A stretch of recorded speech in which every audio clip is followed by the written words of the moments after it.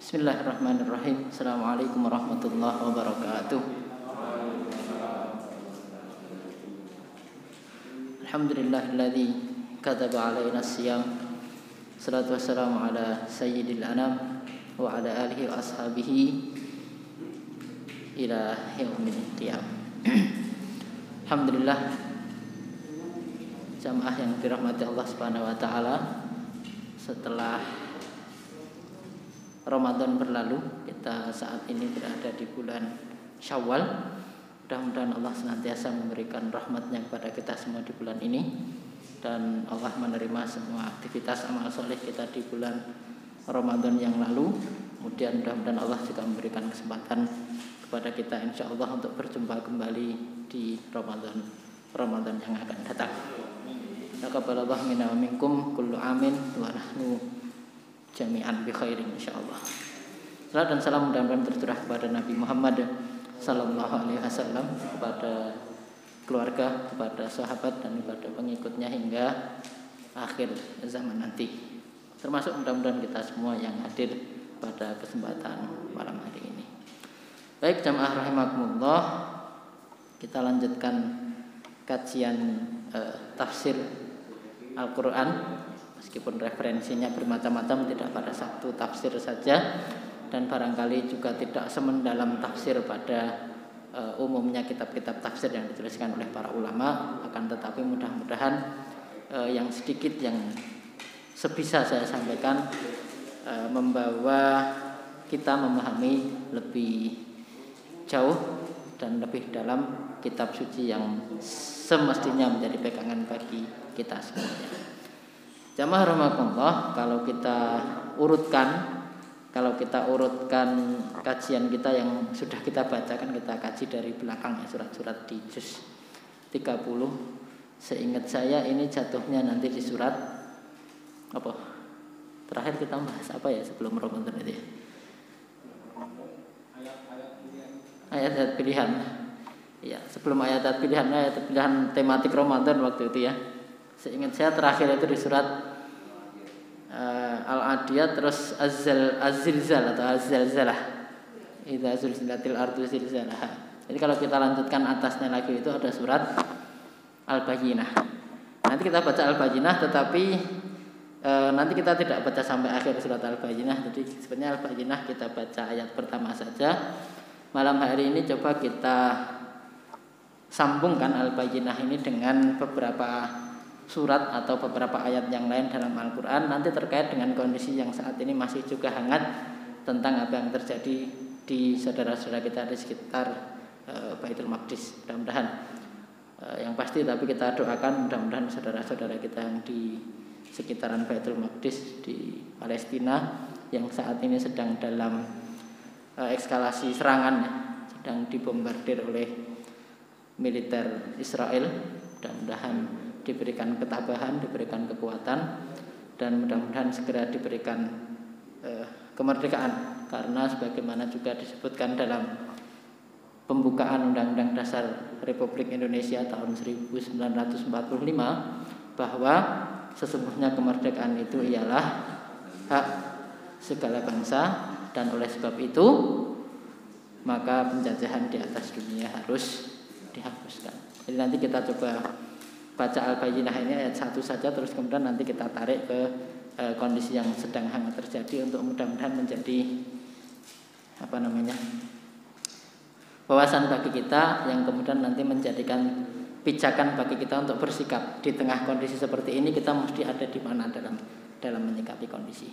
Tapi nanti kita akan sambungkan beberapa ayat-ayat Al-Quran terkait dengan tema ini. Baik, ayat pertama surat Al-Bayyinah, Allah berfirman, A'udzubillahi minasyaitonirrajim. Bismillahirrahmanirrahim. Lam yakunil ladzina kafaru min ahlil kitabi wal musyrikina munfakkina hatta ta'tiyahumul bayyinah. Kalau terjemahannya dalam bahasa Indonesia apa ya? Coba yang lebih pas kalimatnya kita lihat di mushaf terjemahannya.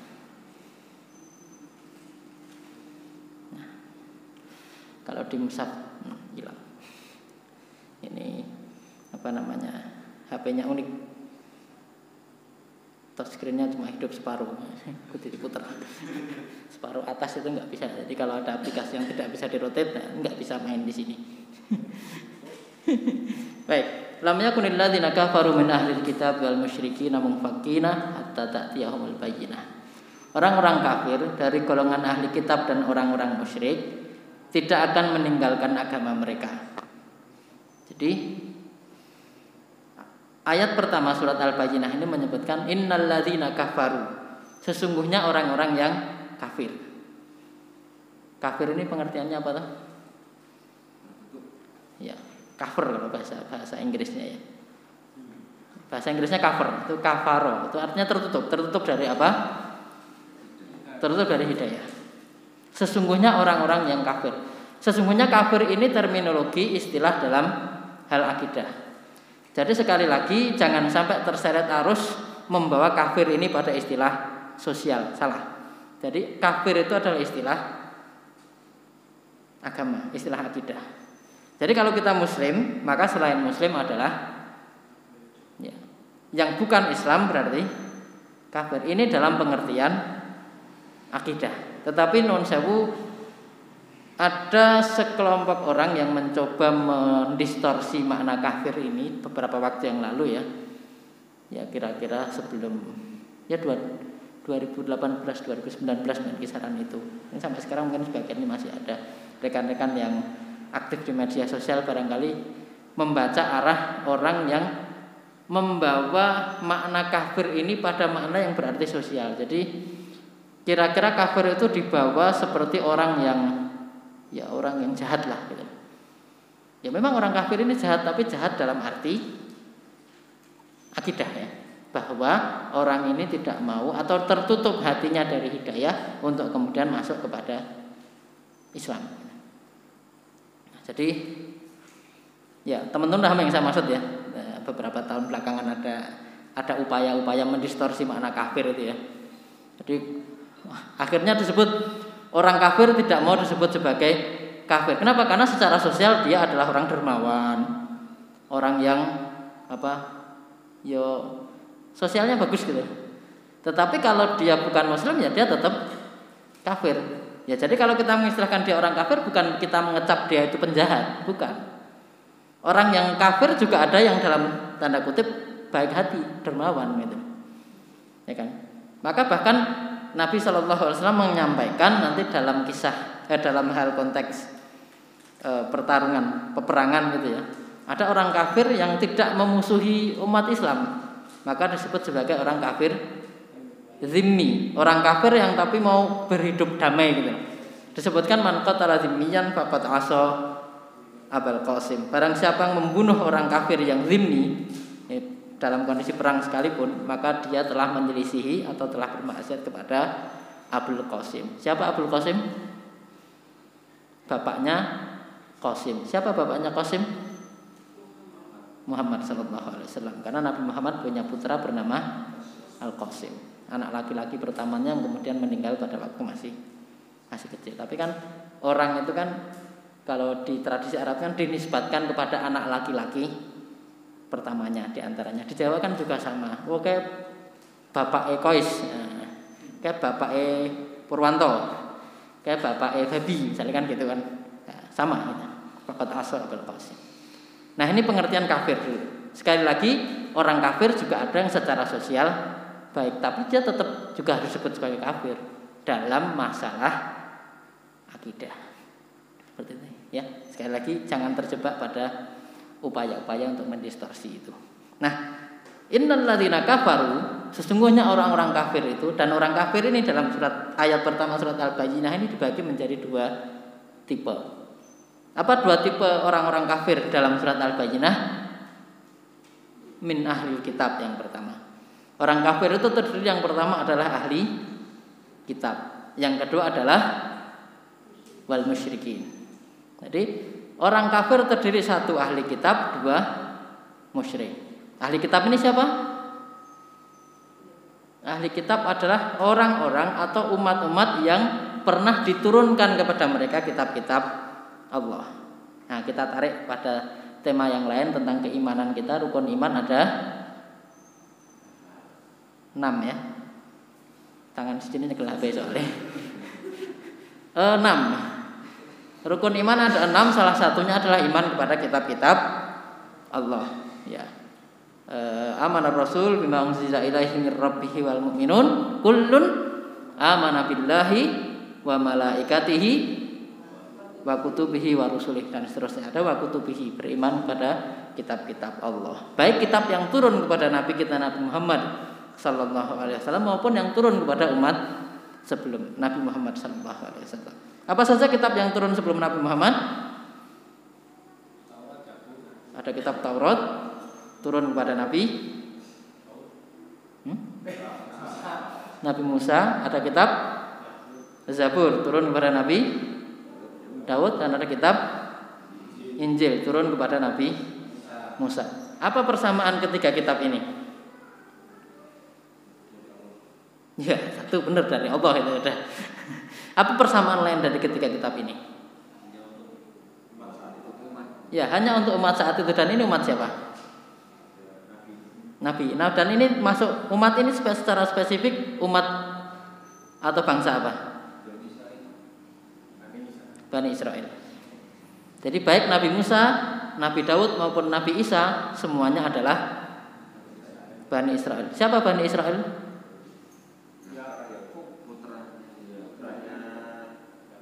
Putranya Israel. Ya kan? Bani Israel berarti keturunannya Israel. Kita semua kan Bani Adam toh, keturunannya Adam. Jadi ya kan, kita sering dengar istilah Bani Israel. Di Al-Qur'an kan sering disebut Bani Israel gitu kan. Dan bahkan ada satu surat khusus namanya surat Bani Israel. Nama lain dari surat Al-Isra, ya kan? Awal juz 15. Nah, jadi ahli kitab ini nanti masuknya adalah Bani Israel. Kenapa? Karena kitab-kitab itu turunnya semua kepada Bani Israel, ya kan? Ya meskipun ada nanti sebagian Bani Israel yang turun sebelum yang hidup sebelum masanya Nabi Musa kan. Jadi ada Bani Israel generasi awal yang hidup sebelum Nabi Musa. Ya mereka Bani Israel tapi belum masuk pada golongan ahli kitab karena mereka lahir sebelum adanya kitab-kitab Allah itu diturunkan. Tapi gini, kalau kita sebut Bani Israel, Bani itu bahasa Jawanya apa tak? Apa bahasa Jawanya Bani? Anak turun. Apa istilah anak turun dalam bahasa Jawa? Trah. Ini lagi sawalan ki akeh kumpulan trah itu kan. Jadi trah itu bahasa Arabnya adalah Bani. Jadi kalau kita bicara Bani Israel berarti apa? Trah mbah Israel. Anak turune simbah Israel. Siapa Israel? Nah, itu baru. Siapakah Israel itu? Israel adalah Nabi Yakub. Ya, jadi Israel itulah nama lain atau alias dari Nabi Yakub alaihissalam. Siapa Yakub? Yakub itu adalah putra dari Nabi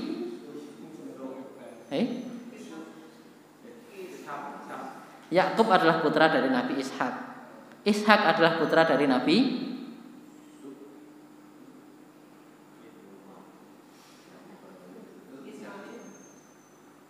Ibrahim. Ya kan? Berarti Nabi Ishak itu adalah saudara seayah dari Nabi Ismail. Ini masjid Ismail tadi.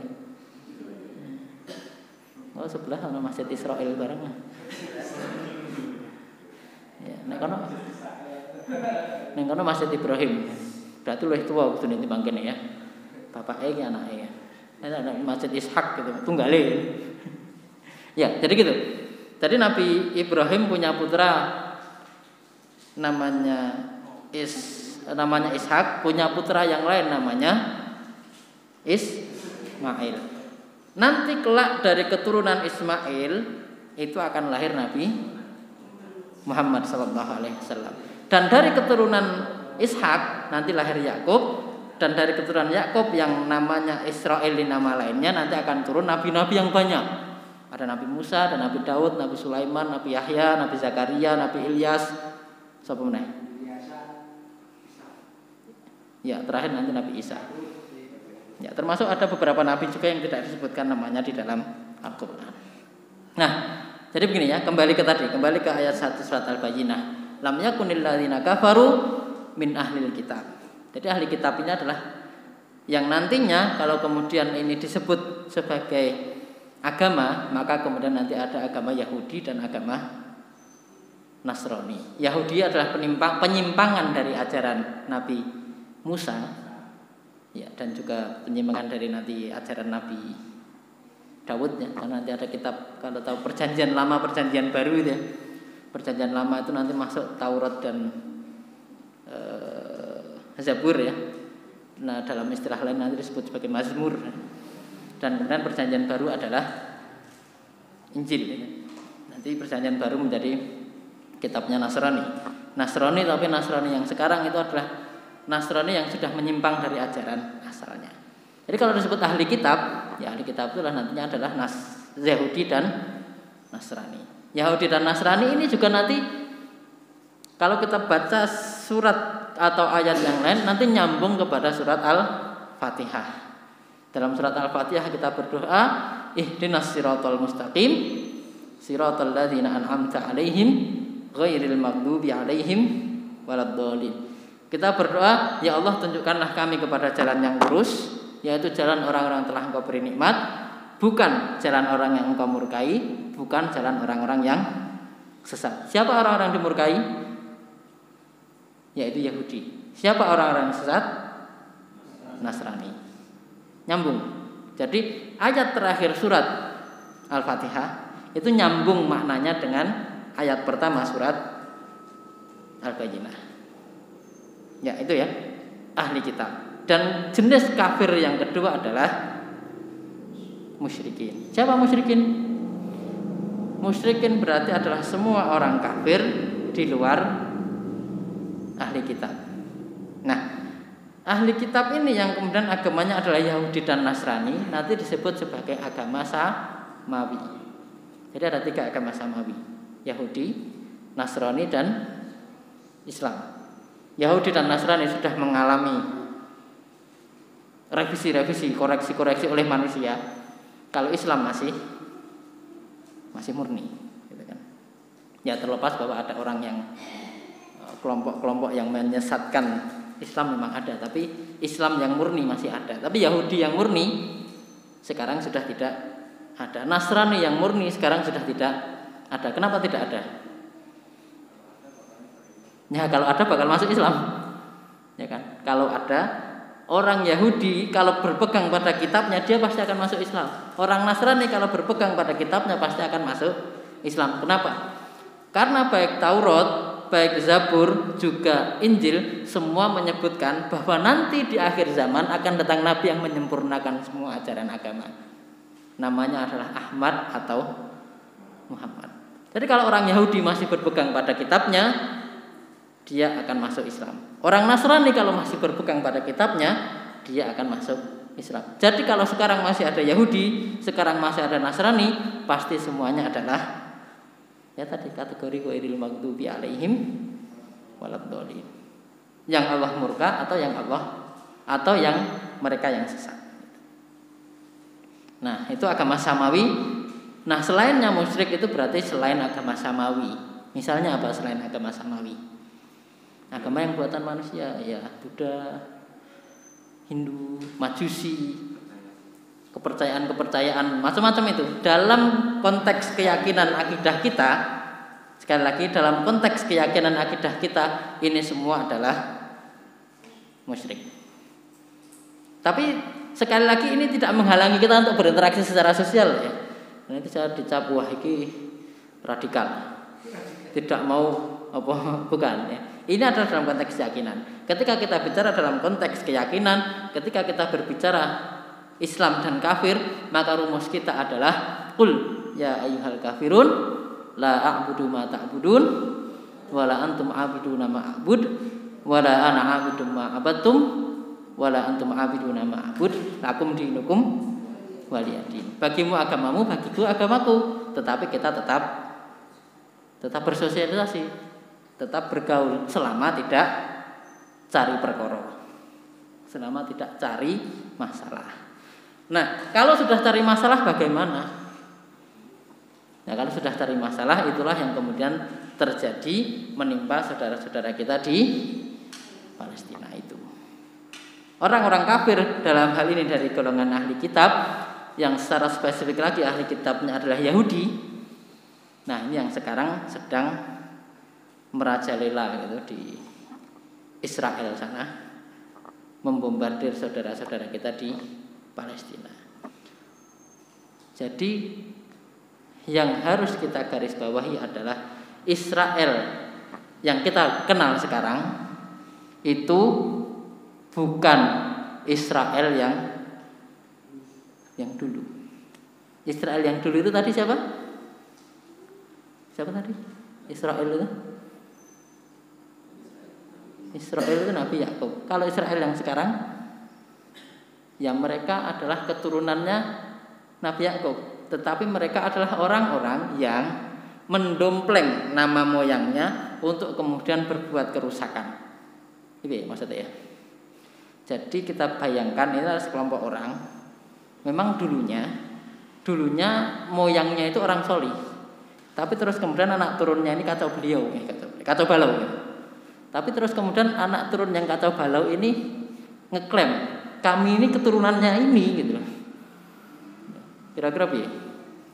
Taruhlah di kampung inilah misalnya. Di kampung ini ono apa ya? Nek ning kampung iki istilahnya apa mbiyen? Pepundene. Wonge apik gitu. Terus delalah gitu. Anak-anak putu-putune iki do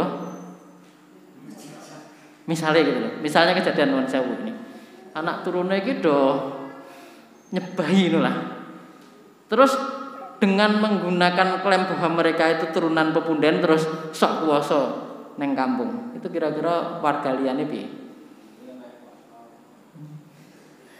Misalnya gitu loh, ada suatu kampung. Nah, itulah yang terjadi dengan Israel sekarang. Mereka mengklaim atau menggunakan nama Israel itu dalam rangka mendompleng simbahnya dulu untuk kemudian membuat kerusakan di muka bumi. Ya, jadi itu tentang Israel. Nah, Israel atau Bani Israel generasi pertama. Jadi Bani Israel itu Nabi Israel ini punya putra jumlahnya 12. Dalam surat Yusuf disebutkan pada suatu hari Nabi Yusuf itu kan bercerita kepada ayahnya, yaitu Nabi Israel ini, Nabi Yakub. Ya abati inni ra'aitu ahada asyara kaukaban wasyamsa wal qamar. Wahai ayahku, sesungguhnya aku melihat 12 bintang, matahari dan bulan semuanya bersujud padaku. Nabi Yakub sesungguhnya paham maksud ini. Tetapi apa yang Nabi Yakub katakan? Wahai putraku, jangan engkau sampaikan mimpi ini kepada saudara-saudaramu. Mereka nanti akan berbuat makar untuk menyingkirkan. Apa yang terjadi? Nabi Yusuf disingkirkan meskipun enggak cerita mimpinya. Nabi Yusuf disingkirkan oleh 10 orang saudaranya. Ya, kita semua tahu kisahnya ya. Sampai kemudian dia dibuang ke Mesir. Ya, jadi Nabi Yakub ini tinggalnya di kawasan sekitaran Palestina. Kemudian terbuang ke Mesir. Ya kan? Dibuang ke sumur, dibawa pedagang, jadi budak di Mesir, Nabi Yusuf ya. Ya, ketemu Zulaikha, ada drama segala macam, masuk penjara gitu kan. Sampai akhirnya Nabi Yusuf ini menyelamatkan bangsa Mesir dari paceklik ketika rajanya Mesir siapa namanya? Fir'aun. Fir'aun itu gelar raja Mesir. Kalau di Jogja kan rajanya, kalau di Jogja rajanya Hamengkubuwono I, Hamengkubuwono II gitu ya. Nah, Mesir juga sama, Fir'aun I, Fir'aun II, Fir'aun III gitu ya, dan seterusnya. Nah, Fir'aun zamannya Nabi Yusuf ini masih Fir'aun yang baik. Nanti Fir'aun yang jahat itu hidup pada masa Fir'aun Nabi Musa. Tapi kisahnya begini. Atas jasa Nabi Yusuf di Mesir sebagai kepala bulog gitu ya, yang menjaga lumbung ketika terjadi paceklik, maka Yusuf dan kemudian saudara-saudaranya, kemudian semua klan Israel, Bani Israel ini mendapatkan kehormatan. Dia dihormati di Mesir, Bani Israel ini, atas jasa Nabi Yusuf. Akan tetapi sebenarnya gini, karakter dasarnya Bani Israel ini sejak generasi pertama adalah orang-orang yang culas, tidak bermoral. Ya, kita lihat generasi pertama saya sudah membuang saudaranya gitu. Meskipun untuk generasi pertama ini nanti di akhir kisah Nabi Yusuf itu disebutkan mereka memohon ampun, minta maaf kepada Yusuf oleh Nabi Yakub, dimohonkan ampun kepada Allah dan mereka diampuni. Ini generasi pertama. Tetapi yang jadi masalah adalah sifat karakter culas ini turun, kayak genetik turun. Apa yang terjadi? Orang-orang Bani Israel dihormati karena jasa Yusuf, tetapi sepeninggal Yusuf, sepeninggal Yakub mereka ya tadi cara ning desa turun sewu mau turun anak turune pepunden tapi malah ambyar. Apa yang terjadi? Akhirnya mereka yang awalnya dihormati tersingkir. Hingga akhirnya pada masa Musa atau sebelum Nabi Musa lahir, orang-orang Bani Israel ini di Mesir yang awalnya terhormat menjadi bangsa budak. Maka kemudian Allah utus Nabi Musa. Apa tugas Nabi Musa? Tugas Nabi Musa adalah memperingatkan Fir'aun. Karena Fir'aun itu apa? Mengaku dirinya sebagai Tuhan. Memperingatkan Fir'aun yang pertama, dan yang kedua adalah membebaskan Bani Israel dari perbudakan. Dua misi itu. Misi pertama, Fir'aun menolak untuk beriman, maka akhirnya ditenggelamkan. Misi kedua, Nabi Musa diperintahkan untuk menyelamatkan Bani Israel. Dibawa kemana untuk diselamatkan? Nah, ini yang jadi masalah sekarang. Yang jadi masalah sekarang adalah Bani Israel ini memang dijanjikan suatu tanah di Baitul Maqdis di Palestina. Yang jadi masalah itu begini, Allah itu menjanjikan tanah kepada Bani Israel di Baitul Maqdis dengan syarat. Syaratnya apa? Kalian mohon ampun kepada Allah atas kesalahan-kesalahan kalian, dan kemudian kalian masuk ke sana, ke negeri itu dengan kekuatan kalian, dan kalian akan berada di sana dengan damai. Perintahnya kan begitu. Tetapi apa yang terjadi? Ya tadi, ini kaum culas gitu. Ini Bani Israel ini bangsa culas gitu. Ketika diperintahkan untuk gitu, untuk datang ke negeri yang dijanjikan Palestina itu, mereka berkata apa kepada Musa? Wahai Musa, kami ini kan baru saja selamat dari kejaran Fir'aun. Sekarang kami dijanjikan tanah di Palestina. Wahai Musa, kok ketok iki engko nek awake dhewe tekan Palestina iki nang kono ya mung dibuli karo penguasa setempat. Nang Palestina iki wis ana penguasane. Kok nek awake dhewe rono, ini keluar dari mulut harimau masuk ke mulut buaya. Kenapa? Habis dari jajahan Firaun nanti dijajah sama penguasanya Palestina. Padahal apa Allah janjikan? Kalau kalian masuk saja kalian akan menang gitu loh. Udah dijanjikan gitu, yang janji Allah loh. Yang janji Allah tuh mereka masih ora percaya gitu loh. Apa malah justru mereka katakan pada Wahai Musa, wahai Musa, idhab anta wa rabbuka faqatila. Pergilah engkau dan Tuhanmu ke Palestina, berperanglah kepada penguasa yang di sana. Nanti kalau sudah menang, kami di WA ya. Wahai Musa, kami nunggu di sini aja. Sampean monggo perang kalih Gusti Allah. Ngono es menang di WA. Hei bro, wis menang ayo mrene ngono. Kira-kira seperti itu. Kira-kira Allah murka enggak terhadap orang seperti itu? Makanya ghairil maghdubi alaihim. Ini kisah ketika zaman Musa. Maka yang terjadi dari awalnya dijanjikan tanah di Palestina, Allah cabut hak itu, kemudian mereka terpencar-pencar. Mereka terpencar-pencar hingga akhirnya nanti Allah selamatkan lagi. Pertama diselamatkan Musa dari Fir'aun, terus kemudian mereka kacau balau lagi, diambiar ke meneh, kemudian diselamatkan oleh Daud. Dalam kisah David versus Goliat, Daud versus Jalut gitu ya. Itu nabi setelah Nabi Musa diperintahkan perang, nanti diangkat panglima namanya Tolut. Singkat kata nanti ada, bukan pasukannya Tolut aslinya, ya pembawa air gitu bagi. Jadi saudaranya Daud ini ada yang tentaranya Tolut, terus kemudian Daud ini yang asistennya gitu. Tetapi Daud inilah justru nanti yang akhirnya membunuh Jalut. Dan Daud ini diberikan ilmu, diberikan hikmah, termasuk diberikan kenabian. Maka nanti Nabi Daud diangkat menjadi nabi dan diangkat menjadi raja. Puncak kejayaannya Bani Israel nanti berada pada masa putranya Nabi Daud. Siapa putra Nabi Daud? Nabi Sulaiman. Nah, di masa Nabi Sulaiman inilah Bani Israel itu mencapai puncak kejayaannya, beriman dan seterusnya. Tetapi sepeninggal Nabi Sulaiman apa yang terjadi? Ambyar lagi. Kemudian nanti diutus nabi-nabi yang lain yang banyak sekali.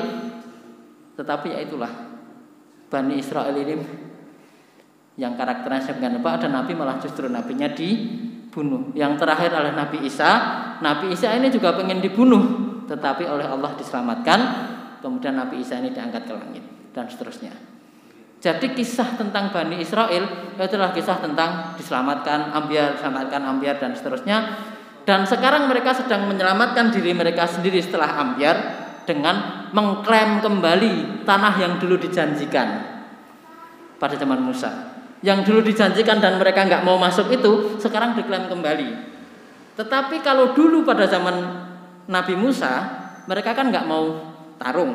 Zaman sekarang yang terjadi adalah penduduk aslinya diusir, sehingga tinggal Palestina itu orang-orang Palestina tersingkir, mojok di jalur Gaza dan sebagainya di tepi barat. Ya, Gaza itu luasnya kira-kira Jakarta Selatan, Jakarta Timur tambah Depok. Kira-kira dibanding daerah istimewa Yogyakarta ini orang paling kira-kira mau daerah Bantul Kidul karo Kulon Progo sithik gitu ya. Luasnya gitu. Yang itu kalau hitung-hitungan manusia dengan kekuatan militer sebesar Israel, perang seminggu bubar. Tetapi apa yang terjadi? Perang sudah bertahun-tahun dan tidak pernah selesai. Kalau saya boleh menyimpulkan, itu sebenarnya bukan peperangan manusia. Sing perang itu menungso ning kono. Tetapi dalam hal ini saya ingin mengatakan di sini ya, setelah kita memahami bagaimana asal muasal kisah Bani Israel dan sekarang apa yang mereka lakukan, ya itulah orang-orang yang Allah sebutkan dalam Al-Quran. Bahkan nanti ada ketika Allah menyampaikan kepada Bani Israel, kunu qiradatan khasiin, kalian itu jadilah kera-kera yang remuk-remuk redam gitu, seperti itu. Nah, itu kira-kira awal Al-Bayyinah. Kita belum bahas Al-Bayyinahnya, mudah-mudahan kita bisa bahas minggu depan. Tetapi saya tadi menyampaikan kisah tentang sambungannya terhadap kondisi saat ini. Kalaulah sekarang terjadi di Palestina itu saudara-saudara kita dibombardir oleh Israel atau oleh Bani Israel, bukan Israel Nabi Israel ya, oleh Bani Israel, ya memang begitulah karakter Bani Israel itu. Yang mudah-mudahan Allah menyelamatkan kita semua. Pertama, menyelamatkan umat muslim dari rongrongan Bani Israel yang terkenal culas tadi, dan mudah-mudahan Allah melindungi kita semua dari sifat-sifat yang tidak baik dari Bani Israel itu untuk kemudian menjadi sifat kita. Allah mudah-mudahan bermanfaat. Mohon maaf banyak khilafan. Assalamualaikum warahmatullahi wabarakatuh.